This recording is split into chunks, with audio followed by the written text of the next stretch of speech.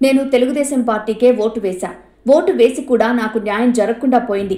ఎవరూ తెలుగుదేశానికి ఓటు వేయకండి, నాశనమైపోతారు, వద్దు అంటూ చిత్తూరు జిల్లా పూతలపట్టుకు చెందిన ఓ యువకుడి సెల్ఫీ వీడియో సోమవారం సామాజిక మాధ్యమాల్లో వైరల్ అయింది. పూతలపట్టు మండలం రామాపురానికి చెందిన దినేష్ ఆదివారం రాత్రి ఓ ప్రభుత్వ బండిని ఢీకొట్టాడని తెలిసింది. ఆ తర్వాత ఒక వీడియో వైరల్ అయింది. తనను పోలీస్ స్టేషన్కు తీసుకొచ్చి అక్రమంగా నిర్బంధించారంటూ పసికందుతో ఉన్న దినేష్ పోస్ట్ చేసిన వీడియో అందరినీ కంటతడి పెట్టించింది. అందరూ కూటమి నాయకుల ప్రోద్బలంతో తనను అక్రమంగా నిర్బంధించారని ఆవేదన వ్యక్తం చేశాడు. ఆ వీడియోతో మరో సెల్ఫీ వీడియో పెట్టాడు. వివరాలు అతడి మాటల్లోనే.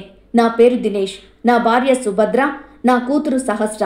టీడీపీ నాయకులు యువరాజులు నాయుడు, దొరబాబు చౌదరి, గణపతి నాయుడు వల్లే మా ప్రాణాలు పోతాయి. వాళ్ళు పోలీస్ స్టేషన్లో చిత్రహింసలు పెట్టించారు.